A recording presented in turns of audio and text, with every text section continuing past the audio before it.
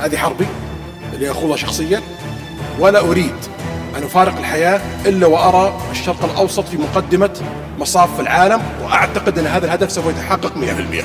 الله يعطيك طول العمر يا سيدي.